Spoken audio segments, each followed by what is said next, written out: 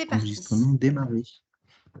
C'est parti. Donc, bonjour à tous. Merci d'être présents pour ce webinaire sur les 4 avantages décisifs d'une entreprise digitalisée sur son concurrent non équipé. Je vais commencer par me présenter. Je suis Julie Acco, je suis responsable de la Ruche Numérique, qui est un service de la CCI du Mans et de la Sarthe. Et donc, ce webinaire est un webinaire organisé par les CCI des Pays de la Loire, en partenariat avec ADN Ouest. Et je laisse Alexis se présenter.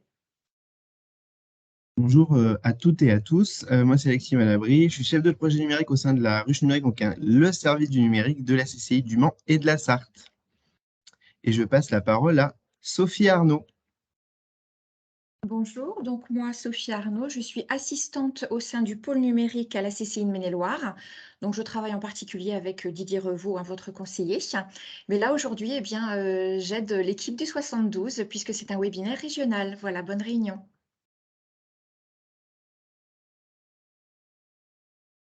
Et donc, Virginie, tu peux te présenter. Bonjour, bonjour à toutes et à tous. Virginie Burton-Le-Mignon, je dirige la société Yellowbricks, qui est une agence no-code, c'est-à-dire qui va utiliser le développement visuel pour réaliser des solutions numériques. Nous sommes basés sur Angers. Et j'ai le plaisir, pour le coup, d'animer cet atelier interactif, ce webinaire. C'est ça. Et donc, comme je le disais juste avant, ce webinaire est en partenariat avec ADN Ouest.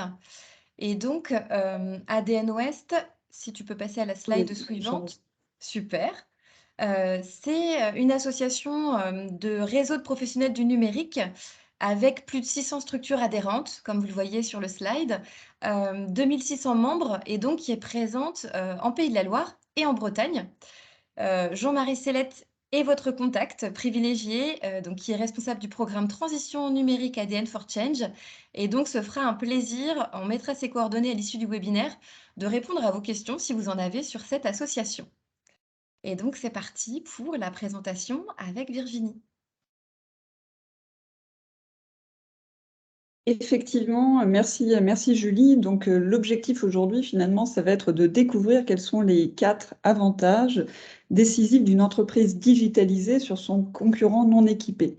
On va essayer de mettre en avant précisément ces 4 avantages, mais l'idée, c'était de se dire comment le numérique va pouvoir rabattre les cartes pour une TPE, pour une PME, rabattre les cartes d'un marché, d'une concurrence et redonner des avantages a priori décisifs pour ce type d'entreprise. Donc, on va essayer de regarder un petit peu quels sont ces différents avantages.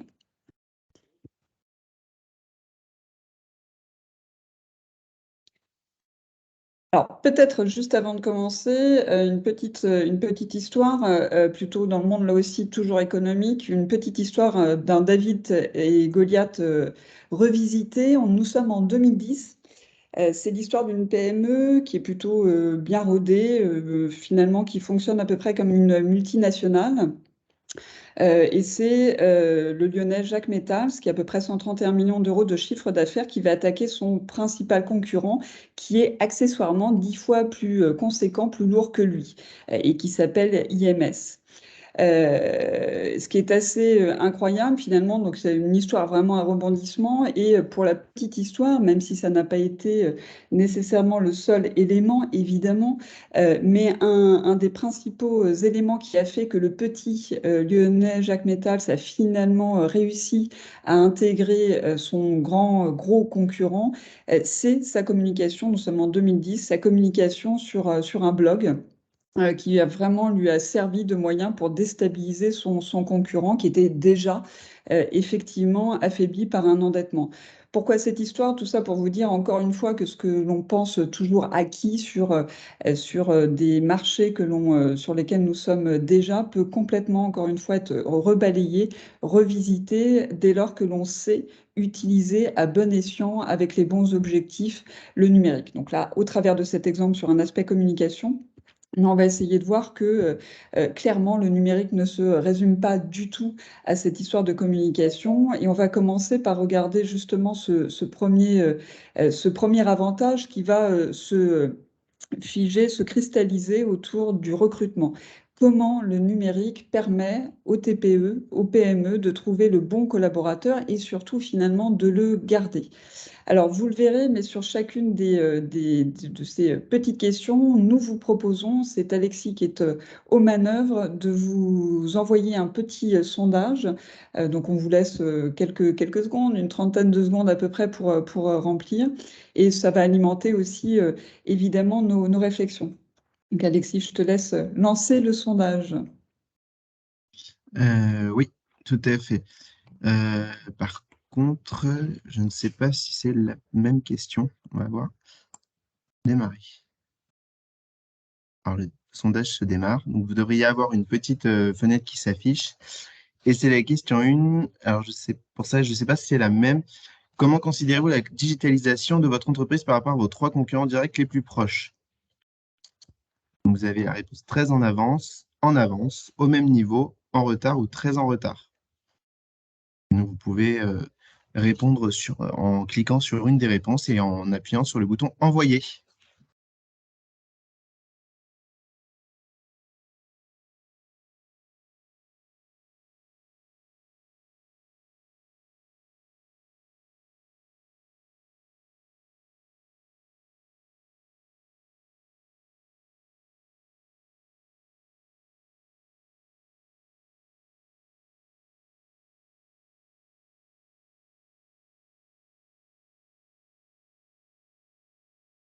Pour l'instant, ce qui se démarque, c'est au même niveau à 46%.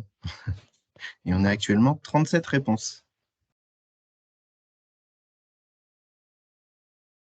Donc c'est plutôt, donc on va voir, je ne sais pas si tout le monde a répondu pour le coup, mais ce qui ressort, enfin apparemment là en tous les cas, on a même certains qui sont un cinquième en tous les cas qui pense être en avance, c'est à peu près le même volume en retard, donc plutôt effectivement équilibré. Alors c'est amusant ce type de question puisque c'est effectivement plutôt un sondage à chaud comme ça, mais ça nécessiterait finalement de savoir où on en est sur sa propre maturité numérique. Ce qui est jamais toujours très très évident au final de savoir sur un collectif, sur une entreprise, où est-ce qu'on en est déjà soi-même. Et effectivement, dans un secteur d'activité donnée, si on est plutôt en avance ou en retard, n'est jamais si évident que ça à mesurer. Alors, la CCI notamment propose un certain nombre d'outils pour le faire, mais c'est un vrai sujet en soi. En tous les cas, intéressant de voir qu'il y a plutôt cet équilibre sur le côté au même niveau. Alors, sur le recrutement, pourquoi j'ai voulu insister vraiment en premier sur ce temps du recrutement? Eh bien, simplement parce que c'est un sujet fondamental aujourd'hui. C'est-à-dire qu'en fait, les seules entreprises qui n'ont pas de difficultés dans le recrutement aujourd'hui sont les entreprises qui ne recrutent pas. Donc, quels que soient les secteurs d'activité, on a aujourd'hui, quels que soient donc les secteurs d'activité, le type de poste, les formations, les profils qu'on va chercher à avoir. Définitivement, c'est excessivement compliqué aujourd'hui de recruter. On va le voir sans doute aussi même de fidéliser. Alors, comment le numérique donc peut essayer de faciliter un peu tout ça? On va le voir, il y a plusieurs principes en tous les cas à avoir en tête, plusieurs règles. Et je vous propose de regarder finalement une vidéo qui était une des premières en France en tous les cas, avoir une communication un peu différenciée qui a été republiée sur les réseaux sociaux pour le coup. Et c'est une DRH qui a filé dans le métro parisien pour essayer d'attirer un certain nombre de talents. Je vous propose de regarder la vidéo. Alors je sais pas, je pense qu'il y aura quelques secondes de publicité, je m'en excuse, mais je ne suis pas aux commandes de YouTube. C'est parti. Mesdames et messieurs, bonjour. Je m'appelle Anne-Claire. Je suis responsable des ressources humaines chez Michel et Augustin. Alors ça, c'est déjà pas évident. Et je n'arrive pas à recruter, mesdames et messieurs. Est-ce que quelqu'un peut me dire pourquoi je galère d'ailleurs? Oui, je cherche un grand chef de la bananerie lyonnaise. Non, non, non, on veut parler. Non, c'est terminé, les réseaux sociaux tuent l'humain. Mais je suis là, je suis venue à votre rencontre. Est-ce que quelqu'un connaît quelqu'un qui connaît quelqu'un qui est graphiste? Non? Personne. Bon, c'est pas grave, ce sera la prochaine rame. Je cherche un responsable des achats. Oui, je cherche des commerciaux, madame, merci. Tout est là. Ouais, mais il y a l'autre. Est-ce que vous avez le power là maintenant? Ouais. Oui, vas-y, dit. connu quelqu'un qui a une belle-sœur qui elle-même a un beau-frère et un cousin qui cherche un boulot. À vos contacts, à vos Facebook, à vos Twitter. Super, merci. Non, une fois déjà, c'est pas mal. Donc pourquoi cette vidéo? C'était une vidéo, encore une fois, qui a vraiment lancé un peu une façon clairement différenciée d'aller au-devant des talents. Et déjà, au-delà de l'aspect un peu communication et appui sur les réseaux sociaux, on y reviendra. Déjà, la posture de cette DRH est vraiment différente de ce qu'on va pouvoir observer classiquement. C'est-à-dire que la posture de cette DRH, c'est d'aller à la rencontre des éventuels candidats qui pourraient postuler, donner envie, montrer un peu quel est l'ADN de l'entreprise et ne pas simplement attendre finalement le dépôt d'une candidature sur un mode encore très classique. Et c'est ça, pour le coup, que le numérique va plutôt amplifier. Alors évidemment, si vous n'avez pas, si vous n'êtes pas déjà au clair on va le revoir un petit peu, mais sur vos éléments, sur ce qui s'appelle la marque employeur, ce que vous voulez en tous les cas dégager en termes de culture et de valeur de votre entreprise, le numérique ne va pas faire grand-chose pour vous. Donc c'est toujours, le numérique reste fondamentalement un outil, mais c'est un outil quand on le maîtrise et quand les fondamentaux sont bien présents, peut clairement permettre d'amplifier et d'augmenter votre pouvoir. Et précisément, toujours par rapport à votre concurrent, d'attirer le bon talent et ensuite de le conserver. Alors, je le disais, effectivement, il y a quelques règles à respecter. La première, qui peut paraître ultra basique, mais qui est tellement peu vraie, encore aujourd'hui en 2022, et d'ailleurs en France, on est toujours assez en retard sur la présence digitale des entreprises. Donc là, c'est très classique pour l'instant. Quand je dis présence digitale, c'est sans doute à minima un site vitrine sur le web et puis des éléments de présence sur les réseaux sociaux. Donc déjà, évidemment, avoir cette existence-là, mais pas n'importe quelle existence. Et donc, le but du jeu sera vraiment d'arriver à chaque fois à soigner sa présentation et essayer finalement de comprendre quelle est votre culture, votre ADN pour arriver à le positionner et à le montrer sur le web. Je vous donne juste un exemple. Je vous donne juste un exemple de présentation sur une entreprise qui est locale, qui est l'entreprise Branjon. Je vous invite à aller regarder leur site internet. Au départ, alors, je ne sais pas pour quelle raison on entend ce petit message. Alors, Virginie, je pense que c'est parce que quelqu'un avait rejoint la conférence D'accord, ok, ça au marche. téléphone. Donc, c'est pour ça. Il n'y a D'accord, pas de ok, souci. ça marche. Oui, donc je vous invite à regarder cette entreprise Branjon, qui est une belle entreprise de notre territoire. Et j'aime assez leur site, pour le coup, qui est plutôt très dynamique. Ils mettent vraiment tout de suite, on arrive sur leur page d'accueil, le hashtag Branjon recrute. Et en fait, avec leur personnel, ils sont amusés à scénariser un peu leur quotidien. On sent le sourire, on sent l'envie. Et même si au départ de l'action, on est sur un secteur plutôt traditionnel, très clairement, ils ont réussi, je crois, à faire passer ce qu'ils sont et à donner envie, en tous les cas, sur plein de métiers, de venir rejoindre cette entreprise. Donc vraiment un exemple que je vous invite à aller regarder. Donc déjà, ce premier élément, on est soigné sur sa présentation pour le coup. Et quand je dis soigné, c'est très important. Et je pense aussi, je ne veux pas dire on reste froid dans ce qu'on met en éléments. Donc, colorez vraiment ce que vous avez à dire, vos messages, pour qu'on ressente effectivement le qui vous êtes. Deuxièmement, la sélection, c'est le grand sujet. C'est-à-dire qu'en fait, c'est un peu le revers de la médaille, c'est que le numérique, sur les plateformes de dépôt de CV Tech, il y en a pléthore. Et donc, c'est comment finalement on arrive à identifier les bonnes plateformes selon les besoins. Et si je suis commerçant ou si je travaille dans le numérique, forcément, on ne va pas utiliser les mêmes plateformes, on n'a pas besoin des mêmes profils. Et donc, il y a ce jeu-là dans cette forêt de plateformes et de sites qui est un petit peu à connaître. Je vous ai mis, et sur la présentation, vous aurez toujours un certain nombre d'éléments, mais je crois que la principale question, pour le coup, à se poser, c'est à qui je m'adresse. On parle de persona plutôt dans le monde du marketing pour s'adresser à un marché, à des clients. Et ben, c'est le même principe, en fait, sur la partie recrutement.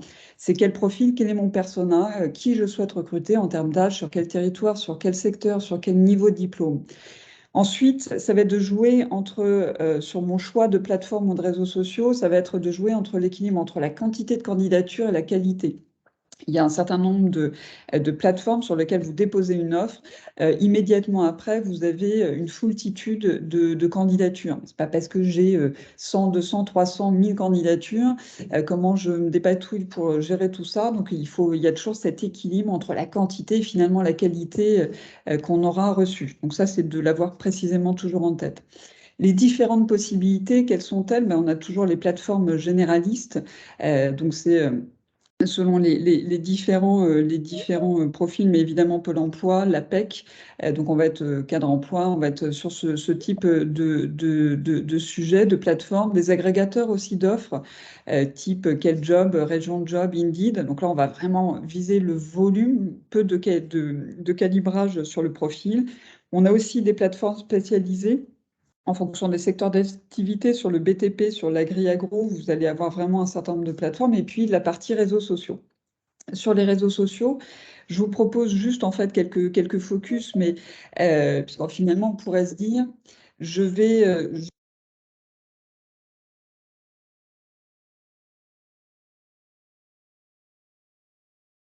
Ah, Virginie, ton micro s'est coupé.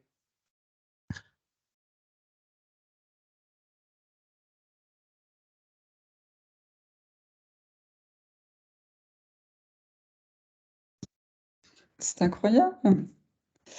Désolée, c'est Teams qui me coupe directement. Donc sur la partie réseaux sociaux, ça va être vraiment de se dire, ouais, il y a deux solutions finalement. Soit je publie l'ensemble de mes annonces sur toutes les plateformes de réseaux sociaux, soit je vais essayer de raisonner en fonction du candidat que je suis en train de rechercher actuellement.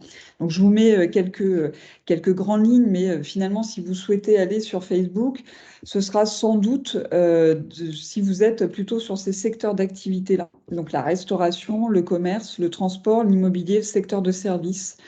On a peu, il faut le savoir, c'est-à-dire qu'il y a à peu près un quart simplement des recruteurs qui vont utiliser ce réseau-là. On a plutôt des profils qui vont être entre 25 et 49 ans. Et plutôt un peu plus, on va dire 35-49 ans. Donc ça va être vraiment le profil, vous voulez toucher ces profils-là, tenter l'aventure sur la publication, en tous les cas, de votre offre d'emploi sur la partie Facebook. Instagram, là, on s'adresse tout à fait à d'autres profils.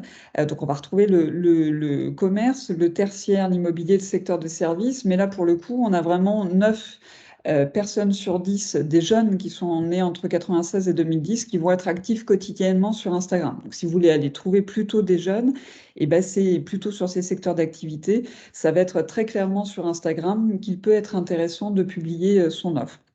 Je mets quand même TikTok, qui est un réseau, pour le coup, là, on va être encore pour les plus jeunes, c'est-à-dire qu'on a presque la moitié qui ont moins de 24 ans, et ça fonctionne plutôt très bien sur la partie logistique, tout ce qui est préparateur de commandes, et commerce, mais plus vraiment sur des métiers plus ciblés, de vendeurs, notamment en commerce. Et puis le dernier, qui est très, très utilisé, LinkedIn. Donc là, on va être plutôt sur autre chose en termes de profil, puisqu'on est sur des profils qualifiés qui vont être plutôt sur des bac+5, qui sont plus expérimentés aussi. Et en tranche d'âge, on va être sur du 25-34 ans. Donc là, on est vraiment sur des secteurs, je le redis, à fort potentiel. Typiquement, dans le numérique, c'est plutôt ici, en tous les cas, que concernant ce secteur, je vais publier un certain nombre d'offres. On a toutes les technologies de services de l'information, tout ce qui est informatique et Internet. Donc vraiment quelques focus rapides, mais enfin, le message en tous les cas derrière, c'est de se dire, il y a une palette à disposition, pour le coup, pour chacun d'entre nous, gratuite ou pas. Après, donc, essayer à chaque fois systématiquement de vous dire bon, à qui je m'adresse, et dans le à qui, on va pas du coup choisir les mêmes endroits où publier son annonce. Alors, on pourrait avoir la logique de dire, mais ouais, mais je sais pas, et donc je vais publier partout. L'inconvénient de cette approche-là, c'est que vous aurez du volume et que pour traiter le volume, ça va être un peu délicat. Pareil, puisqu'il n'y a pas une science exacte de tout ça, et peut-être que sur un territoire donné, ça peut être aussi un peu différent. L'approche pragmatique qui consiste à se dire, mais finalement, je vais tester. C'est-à-dire que là, je vais essayer de publier mon annonce sur telle plateforme, voir un petit peu ce qu'il en ressort. Être très à l'écoute aussi de ce qui arrive des candidats, voir s'ils ont été réceptifs, quels ont pu être les problèmes, peut être aussi une approche pour que progressivement, vous puissiez ajuster votre présence sur les différentes plateformes et réseaux sociaux.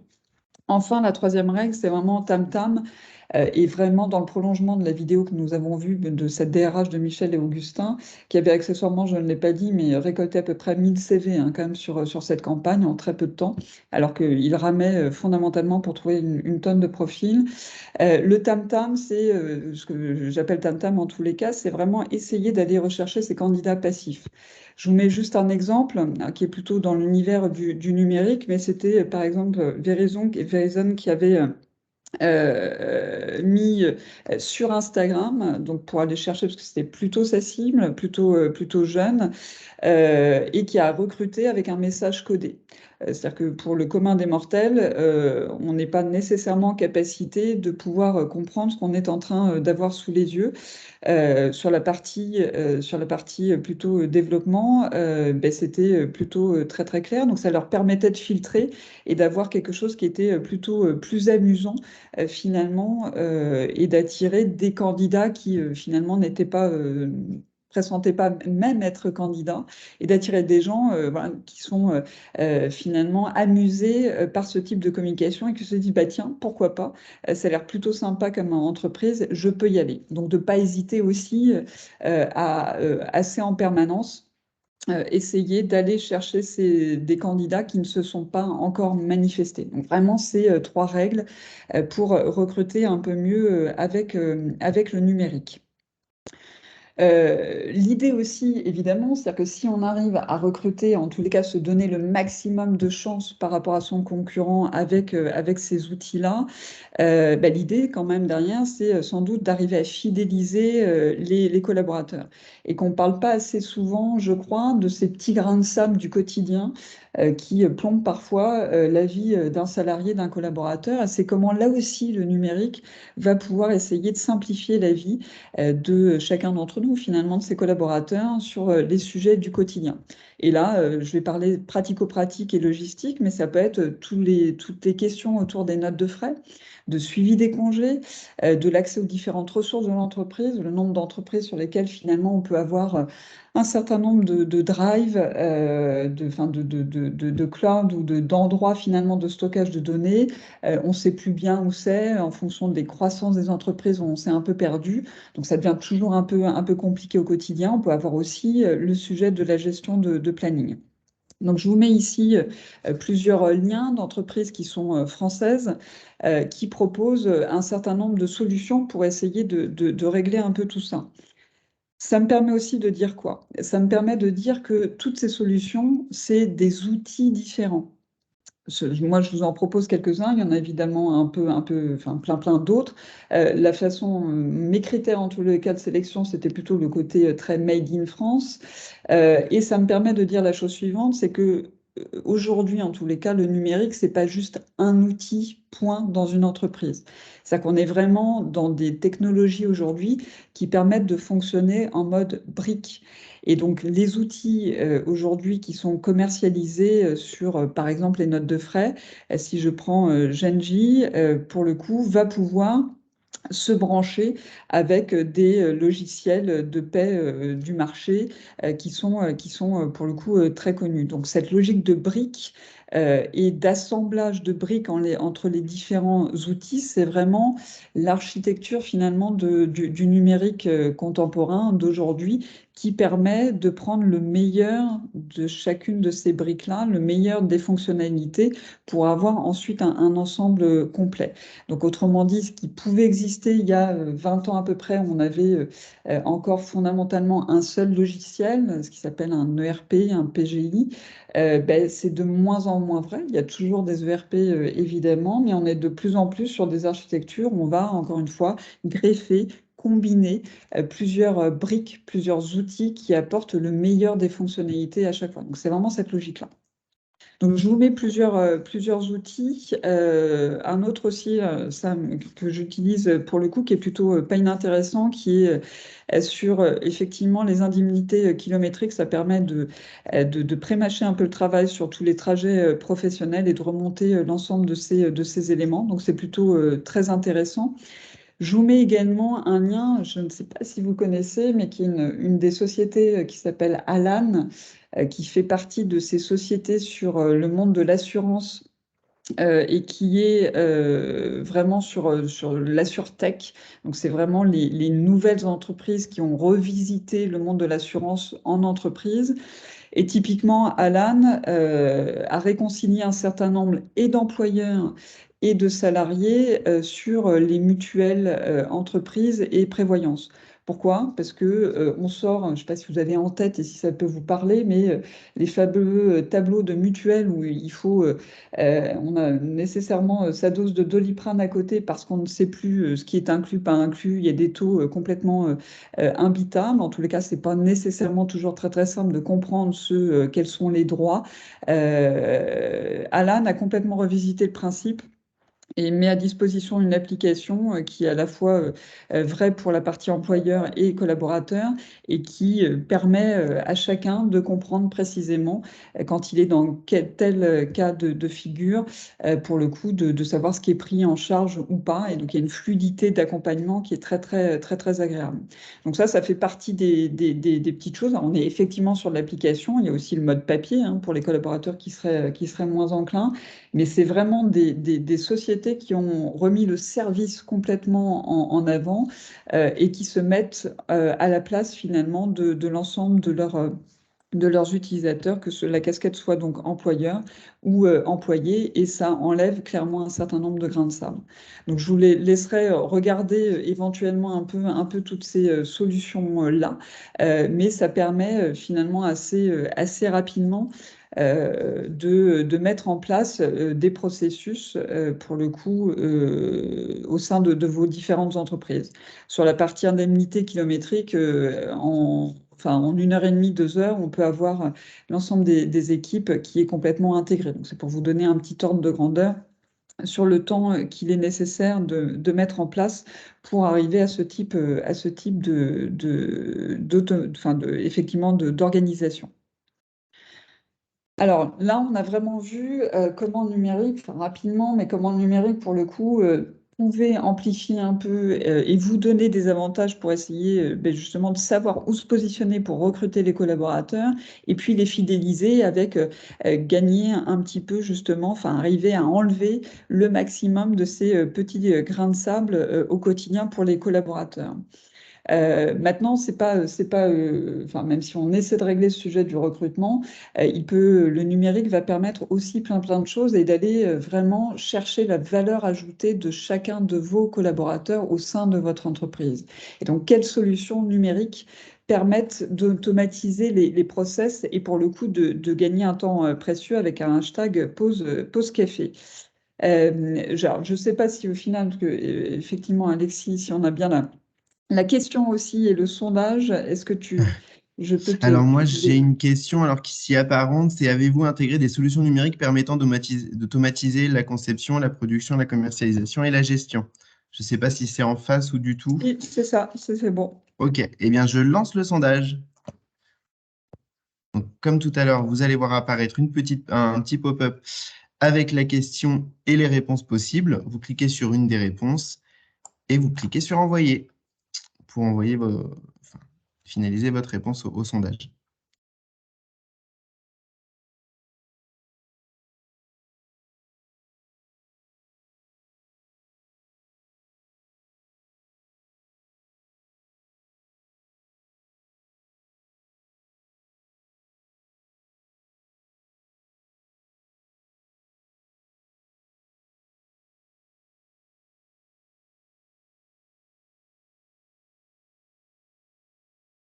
Je crois que ça répond un petit peu. Ce qui a l'air de ressortir, c'est vraiment le côté gestion, c'est ça, du coup, Oui. Alexis? Ouais. Alors actuellement, nous avons à peu près 30 réponses et ce qui ressort à presque 80%, c'est la gestion. Et après, ex aequo, la production et la commercialisation à 100%. Ah, il y a un tout petit peu plus de commercialisation, visiblement. Ok, ça marche. Sachant qu'après, dans le monde idéal, il y aurait même pu y avoir les quatre réponses en même temps, ou en tous les cas un combo d'un certain nombre. Donc, ce qui est amusant, effectivement, c'est de voir la partie gestion. Alors, même si derrière le mot gestion, on peut sans doute mettre pas mal de choses, mais globalement, ce qu'on observe dans le monde de l'informatique, c'est en tout cas un des process qui ont été le plus souvent informatisés, c'est évidemment la comptabilité en premier, et la partie plus administrative qui effectivement est assez modélisable.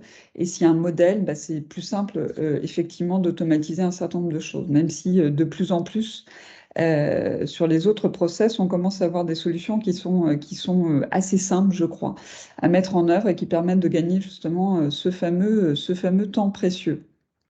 Je vous en mets quelques-unes de solutions numériques pour le coup. Donc là, on est vraiment, c'est du concret, c'est à de se dire, je vais vous montrer quelques exemples derrière des illustrations, mais vous avez différents acteurs de ce qui va s'appeler en fait l'automatisation et la création d'un certain nombre d'automates.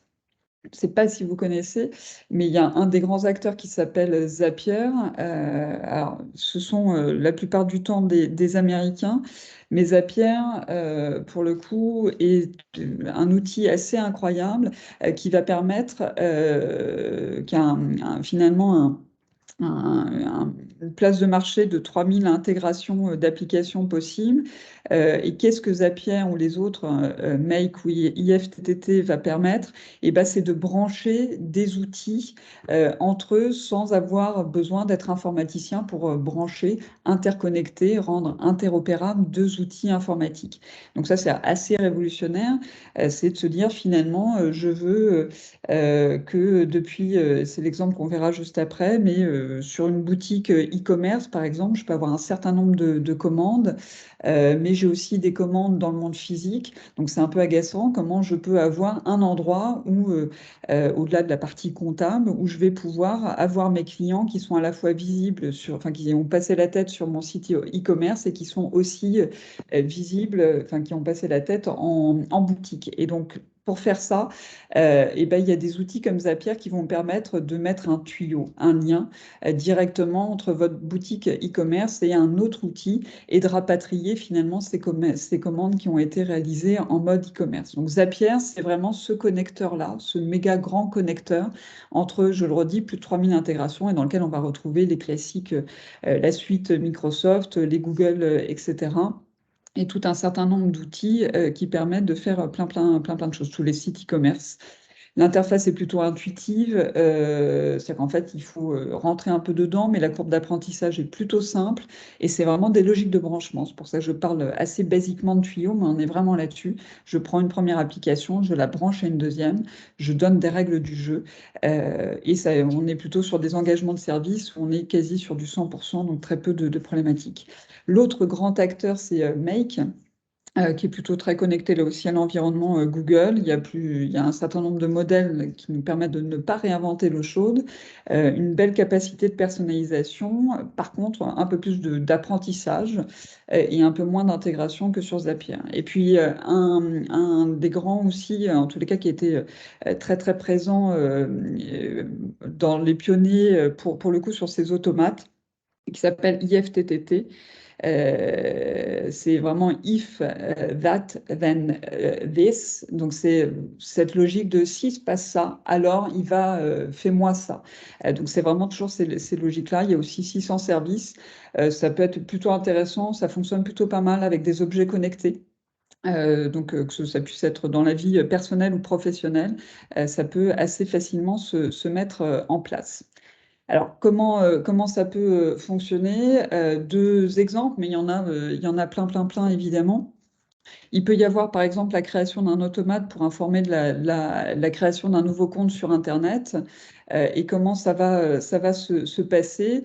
et ben, sur certains sites e-commerce, vous n'avez pas toujours cette intégration qui est faite, à savoir j'ai un nouveau client, je veux les équipes, en tous les cas d'administration des ventes, ne sont pas toujours informées, il faut aller à chaque fois sur le site. Donc, ça peut être un peu agaçant. Et donc sur Zapier, et ben, je vais dire j'ai un trigger, donc il y a un événement déclencheur. Je vais définir, mais finalement, dès lors qu'il y a un nouveau client sur PrestaShop, il y a un certain nombre de paramétrages, là c'est en vision condensée, mais dès lors que j'ai cet événement déclencheur-là, qu'est-ce que je veux faire? Eh ben, j'ai une étape, une action. Je veux envoyer un mail aux personnes que j'ai prédéfinies. Donc, on est vraiment sur ces logiques très visuelles de s'il se passe ça, alors fais ça, ça, ça et ça. Et on peut complexifier évidemment l'arbre un petit peu d'automatisation, mais c'est très, très puissant et je ne peux que vous inviter à aller découvrir. Il y a des fonctionnalités gratuites sur la partie Zapier et qui a un niveau, je ne l'ai pas dit, mais de sécurité qui est très, très abouti. Donc, ça peut être intéressant de passer la tête sur ce type d'outils. On a aussi, par exemple, hein, c'est vraiment sur des gestions de commandes, ça peut être des récupérations de commandes passées via un TPE. L'exemple, c'est qu'un commerçant sur Angers qui peut avoir deux types d'activités, à la fois de la vente à emporter avec des règlements immédiats, donc qui est en mode TPE la plupart du temps, et puis à côté un travail plus artisanal avec devis et facturation. Et donc là, il y a vraiment, c'était un peu agaçant parce que ce commerçant-là pouvait avoir pardon, à la fois des devis quelque part dans un outil et puis ces règlements via un TPE à un autre endroit. Et donc là, on a relié l'ensemble pour avoir au sein d'un seul et même endroit, avec des tuyaux qu'on a pu brancher, ce commerçant a une vision 360 de l'ensemble de ces commandes, qu'elles soient sur son activité de vente à emporter ou sur son côté plus artisanal. À titre d'illustration, je m'en sers énormément sur toute la partie formation pour des envois de mails, de questionnaires, etc. Tout est automatisé. Il suffit, entre guillemets, de modéliser un petit peu au départ et après, on gagne un temps fou. Encore une fois, ne serait-ce qu'avec Zapier, on peut gagner un temps effectivement précieux.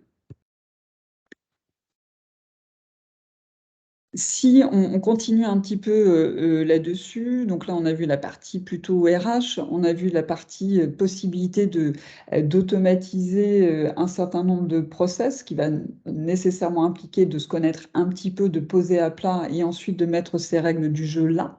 Mais ça va vous permettre, je le redis, si vous arrivez à automatiser, et ben, pendant que vous êtes sur ces automatisations, donc plus de valeur ajoutée de vos équipes et donc en mesure toujours d'aller au-devant de vos concurrents, je crois. Un troisième sujet, c'est évidemment le client. Comment finalement, avec le numérique, j'arrive à augmenter cette connaissance-là, comment je peux mieux détecter les attentes et essayer de répondre grâce aux outils digitaux. Alors, normalement, on a aussi un quiz, un petit sondage, Alexis. Ouais, alors moi je n'ai pas cette question dans le quiz, donc je D'accord. pense qu'on n'a Ah pas bah la. Je non, suis désolé, on n'a pas la question. Enfin, on non, n'a c'est pas moi le. qui me suis. Voilà, je m'emballais sur le quiz systématiquement. Et Sur donc, il reste un petit quart d'heure pour Merci, chef. information. Relation client augmentée, un petit exemple d'une belle entreprise qui s'est lancée qui est du Maine-et-Loire, Sport Éthique. Belle petite entreprise qui est vraiment sur la vente d'articles de sport éco-responsables, donc il y a vraiment avec un engagement très très fort. Et donc, pour le coup, pas forcément beaucoup de moyens. Et ce qu'ils ont essayé de travailler, c'est plutôt un petit chatbot.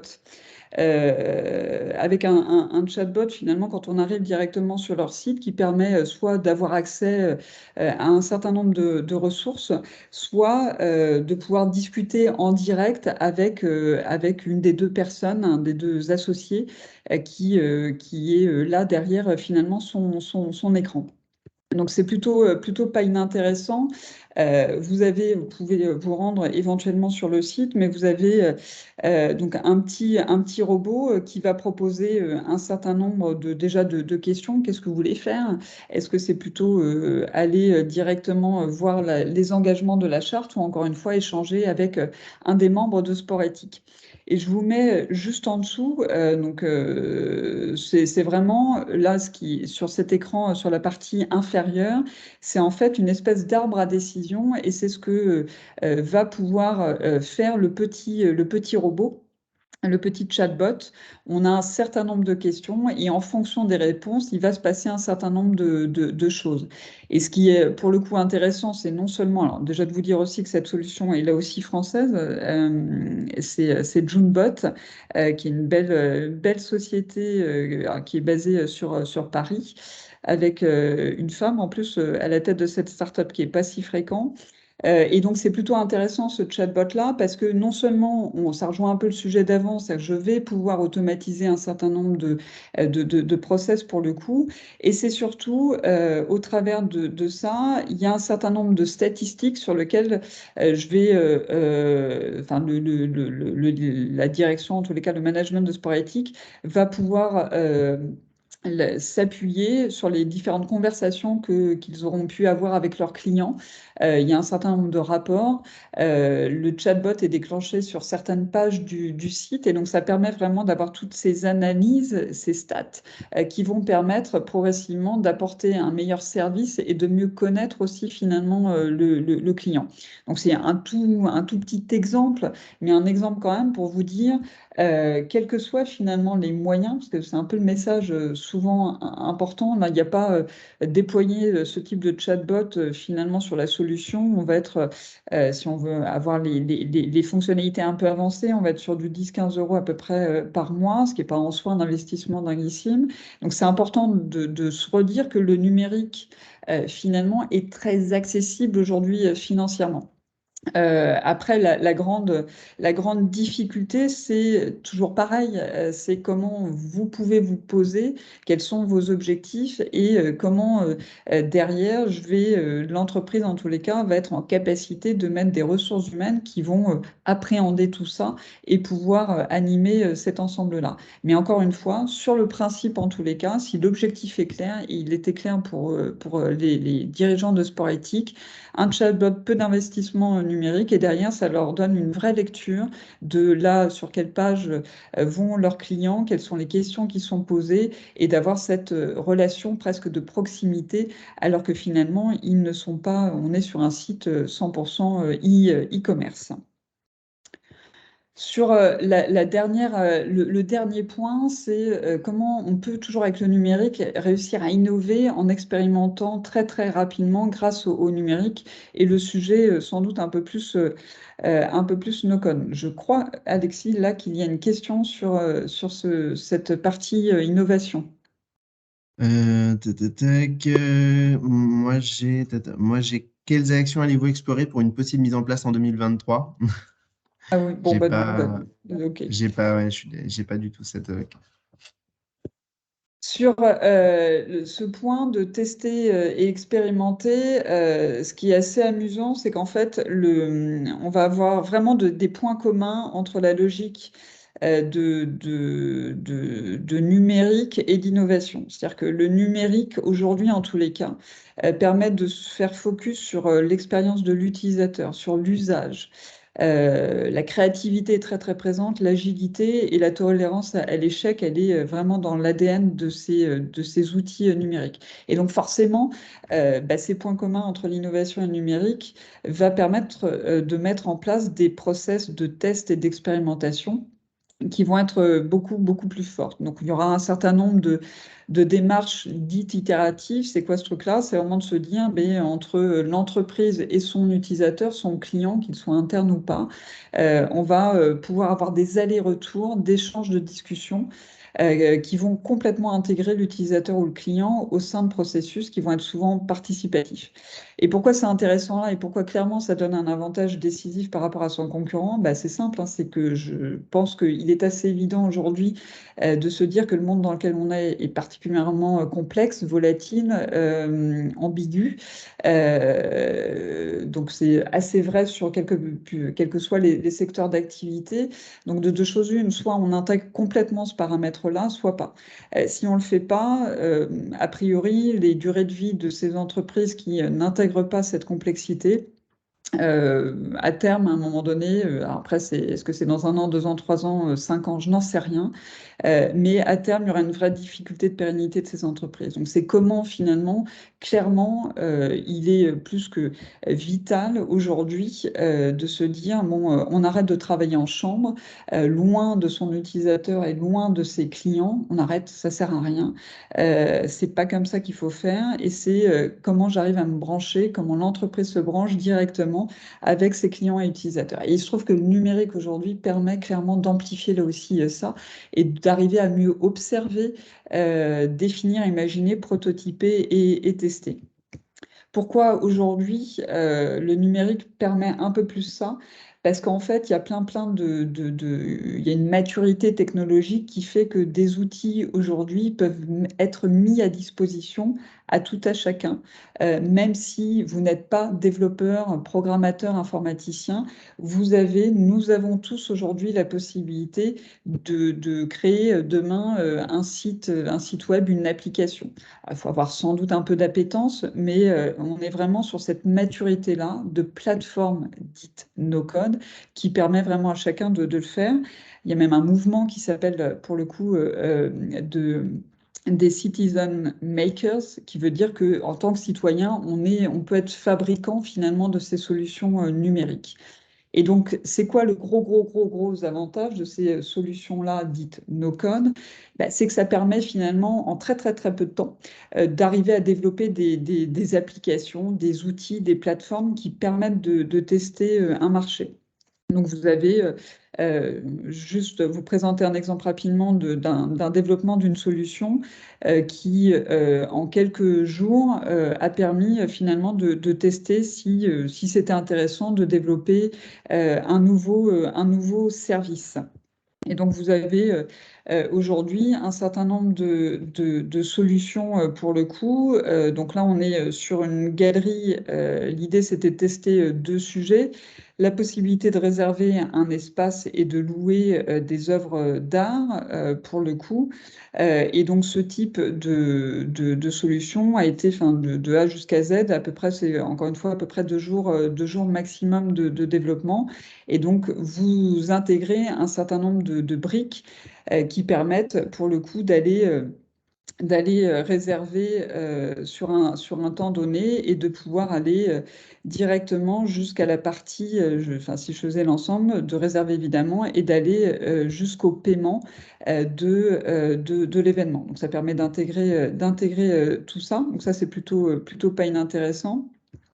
Et d'aller aussi réserver, si vous le souhaitiez, un certain nombre d'œuvres d'art, pour le coup, sur lesquelles vous avez la possibilité éventuellement de pré-réserver et d'avoir accès, je fais vite, mais sur un certain nombre d'informations sur là où en sont vos demandes en cours, votre profil, d'avoir à la fois vos réservations d'espace et la gestion de prélocation.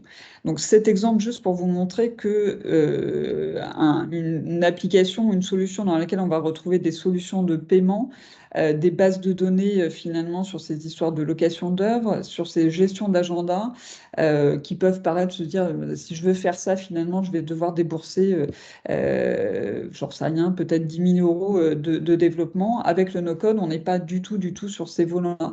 Et ça permet tout de suite de savoir si, encore une fois, il y a un écho ou pas sur le marché sur lequel vous êtes. Donc le no-code permet très clairement, plutôt que de travailler en mode effet tunnel, très éloigné de vos clients et d'utilisateurs, d'aller tout de suite au contact de vos clients et utilisateurs et de savoir tout de suite si on est bien ou pas bien. Et donc définitivement d'avoir cet avantage, un autre décisif par rapport par rapport à vos différents concurrents.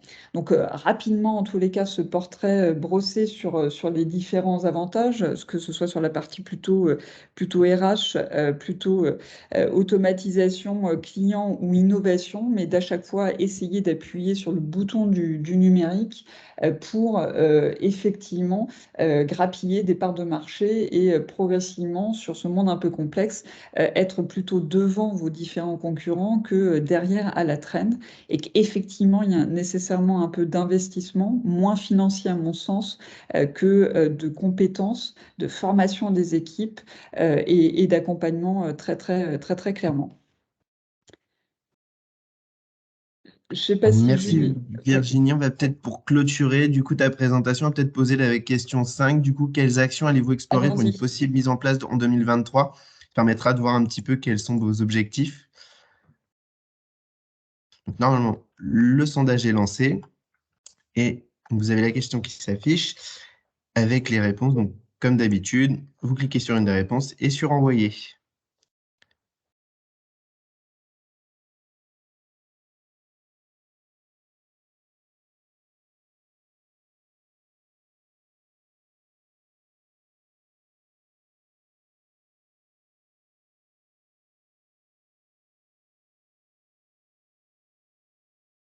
Pour l'instant, on a environ 25 réponses, à 30. On est passé à 30 d'un coup.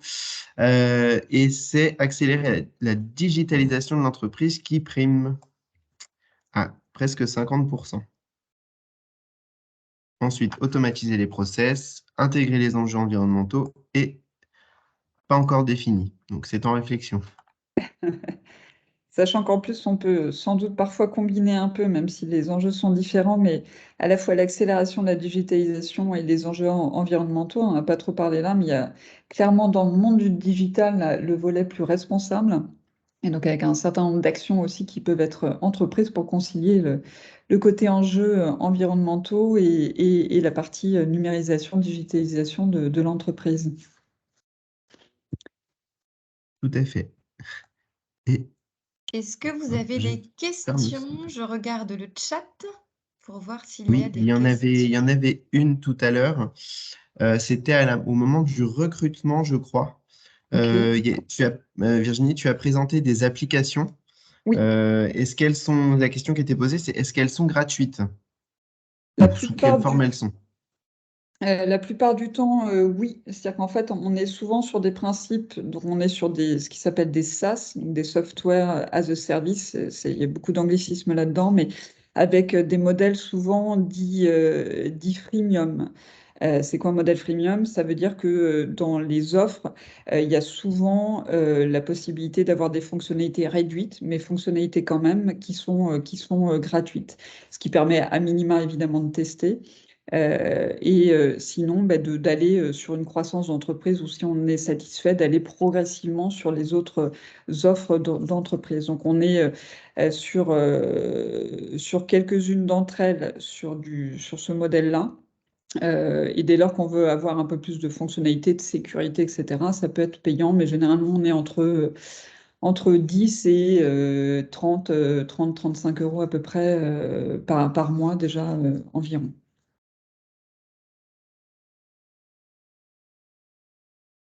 Super, merci. Une autre question qui arrive, n'y a-t-il pas des difficultés de sécurisation dans l'emploi de ces systèmes de briques? Il y a des vrais sujets de sécurisation, c'est certain, puisque enfin, c'est pour le coup des arguments qu'on peut entendre et que effectivement ces logiques de briques vont plaire un petit peu moins parfois des DSI parce qu'il y a des prérequis. C'est-à-dire que sur ces architectures pardon, de systèmes d'information plus ouvert, et ben, il faut se poser et documenter surtout. Donc, sur les choix, en tous les cas, des outils, c'est toujours de regarder avant de se dire, bah, tiens, je vais prendre tel outil parce qu'il est gratuit. C'est pas tant ça, c'est effectivement déjà de regarder quelle est la société pour le coup en face, quels sont ses engagements en termes de sécurité. Donc, généralement, c'est tout à fait décrit. Si ça ne l'est pas, ça n'est pas bon signe. Donc, sur ces engagements en termes de sécurité, sur les engagements en termes de règlement général de protection des données et plus généralement de gouvernance des données, que vous leur confiez. Donc, c'est de regarder ces niveaux d'engagement-là. Et ensuite, je crois, c'est vraiment de documenter, pour le coup, c'est-à-dire de retraduire même visuellement ces architectures-là pour en permanence être au clair. Après, sur les tuyaux, si je reprends cette terminologie-là, il y a de plus en plus des niveaux de sécurité de plus en plus importants il y a ce qui s'appelle des tokens, ça, vous avez des jetons, des suites imbitables de caractères alphanumériques assez longs qui sont rafraîchis généralement toutes les 2 heures sur les solutions intéressantes et qui permettent, mine de rien, de minimiser très très clairement ces risques pour le coup en termes de sécurité. Donc oui, il y a un risque, mais de toute manière, à partir du moment où on est sur le monde de l'informatique, il y a un risque clairement. Après, le but du jeu, ça va être de réduire la surface d'attaque ou ce risque-là. Et comment on fait? Donc c'est vraiment en prenant soin de choisir ses fournisseurs, ses prestataires. Pour le coup, en principe, en tous les cas, on n'a pas, typiquement, je le disais, Zapier, il n'y a jamais eu de remontée de problématiques du tout avec des infiltrations, des attaques qui se seraient passées en s'appuyant sur un de ces tuyaux. Super. Une autre question, c'était de nouveau sur les applications. Comment on trouve Oui. facilement les applications en fonction des besoins des entreprises? Est-ce qu'il y a une liste quelque part de ce type d'application? Pas du tout. Ce serait trop beau. Non, très clairement, il n'y a pas pour le coup. C'est-à-dire qu'il peut y avoir selon les sujets.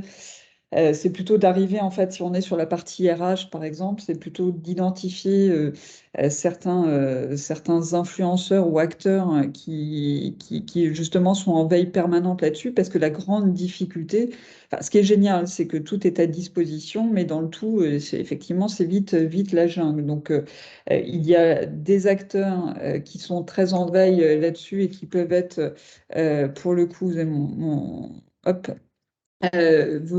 qui peuvent être très en veille et qui peuvent apporter un certain nombre d'informations là-dessus, mais non, il n'y a pas de liste exhaustive. Après, je pense que le but du jeu, pour le coup, pour trouver, si vous avez un besoin, c'est déjà d'être au clair, vous, sur les critères. Je le redisais, moi, j'essaie en tous les cas, c'est pas toujours vrai, hein, mais je vais essayer de trouver plutôt des solutions françaises.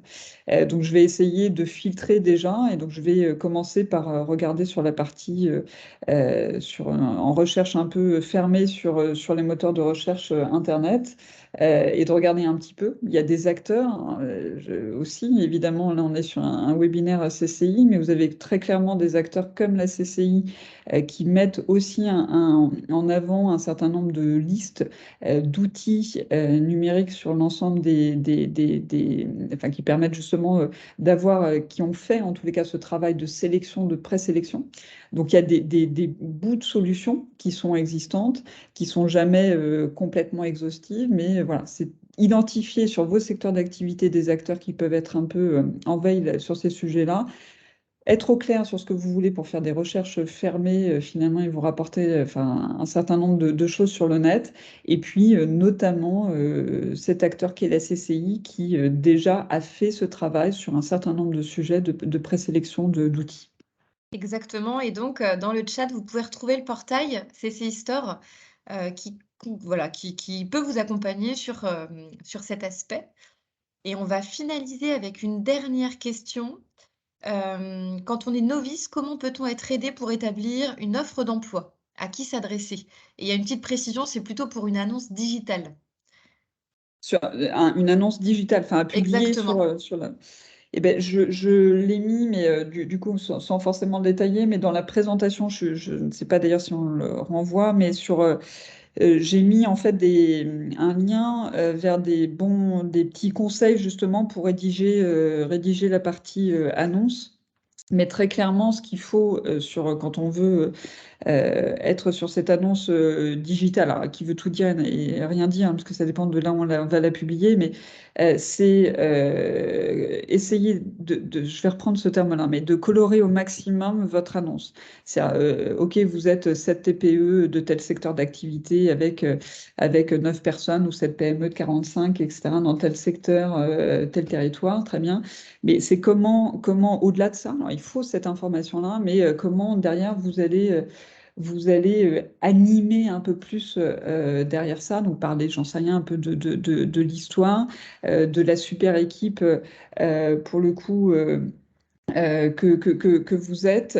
Donc, ça va être vraiment de colorer au maximum. Donc, déjà un peu qui vous êtes entreprise, sur le type de profil, d'aller aussi en fonction du profil auquel vous adressez. Si c'est plutôt des jeunes, bah, c'est de parler un peu plutôt leur langage. Donc, si on commence à dire encore, on veut les fameux profils autonomes, rigoureux, enfin, avec toujours ces mêmes mots qu'on retrouve partout, non. Certains vont même employer le tutoiement s'ils sont plutôt pour les jeunes. Donc, c'est comment à chaque fois vous arrivez finalement à avoir votre trame au sens la société, le profil, ce qu'on attend et évidemment toute la partie en dernier, les avantages, rémunération, est-ce que vous pouvez apporter et voilà, de colorer au maximum ces éléments-là pour que surtout quand on est le candidat, quand on lit votre annonce, et ben, c'est pas juste le copier-coller du voisin, parce que si c'est le copier-coller du voisin, c'est que vous avez raté sans doute l'exercice.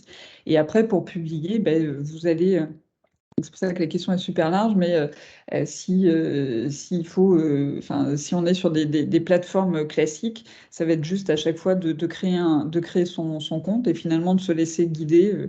Les intégrations de cette plateforme sont plutôt bien faites pour le côté comment en pratique arriver à publier tout ça. Mais je le redis, sur les conseils un peu plus précis, ils sont en tous les cas, j'ai un lien qui permet de donner à lire un peu plus sur le comment on rédige peut-être pas l'annonce parfaite, mais en tous les cas, l'annonce la plus sympathique possible. Super. Merci Virginie pour cette présentation. On va terminer avec quelques informations concernant la CCI Pays de la Loire. Et donc, pour aller plus loin, vous avez la possibilité d'évaluer votre maturité digitale, puisque c'était un axe qui arrive en pole position sur la dernière question et le dernier quiz. Donc, avec un flash diag qui est présent sur tous les sites CCI pour se situer et pour savoir, avoir quelques pistes d'amélioration et définir vos actions prioritaires de démarrage. Ensuite, vous avez des outils et des accompagnements Made in CCI comme le parcours dynamique, qui est un parcours sur mesure pour améliorer votre performance interne. Donc, il y a le dynamique et le dynamique plus. Et puis, les subventions régionales qui vous permettent de vous équiper et d'être accompagné sur votre digitalisation et sur vos accès au numérique. Donc, vous avez 2 liens. Donc, vous aurez bien sûr la présentation auprès de vous. Un lien qui s'appelle Pays de la Loire Conseil et qui vous permet d'être accompagné à hauteur de 30% de vos financements sur la partie conseil et Pays de la Loire Investissement numérique, notamment sur vos investissements. On parlait tout à l'heure de cybersécurité ou d'amélioration de process. Vous avez aussi un accompagnement au régional sur cet accès-là. Donc n'hésitez pas à cliquer sur ces liens pour avoir plus d'informations. Et puis enfin, vous avez énormément de possibilités avec la CCI. On organise, comme c'est le cas ce matin, des webinaires sur des thématiques actuelles. On organise des ateliers. Donc dans chacune de vos villes, on est présent et on est régionalisé donc, sur Laval, donc dans le 53, sur Le Mans, en Maine-et-Loire, à Angers et à Nantes-Saint-Nazaire et enfin en Vendée. Donc, vous allez retrouver à la fin de cette dernière diapo tous les conseillers numériques que vous pouvez contacter en fonction de votre département. Que je La rajouterai, oui. Super. C'est Qu'on ça, parce que du coup, rajoutera et qu'on vous oui. enverra, il n'y a pas de souci. Donc, vous avez un contact par département. Et donc, pour le Maine-et-Loire, vous avez un contact privilégié, pour Le Mans aussi. Et donc, n'hésitez pas, si vous avez des questions, si vous avez besoin d'accompagnement sur ces aspects-là, les CCI sont à vos côtés pour vous accompagner dessus, sans problème. Et donc, on vous remercie pour votre présence ce matin, pour la qualité des échanges, pour la qualité de la présentation de Virginie. C'était très riche Ça nous a appris beaucoup de choses, je pense, beaucoup d'astuces, beaucoup de tips, et donc on va pouvoir utiliser, le no-code au quotidien pour, améliorer nos performances. Merci Merci. Alexis, qui était aussi, en backup, et puis, Sophie. Ça a permis de mettre en place un webinaire de qualité. Merci fait, tout le monde. c'était top. Bonne journée. Bonne Merci à journée à tous. tout le monde.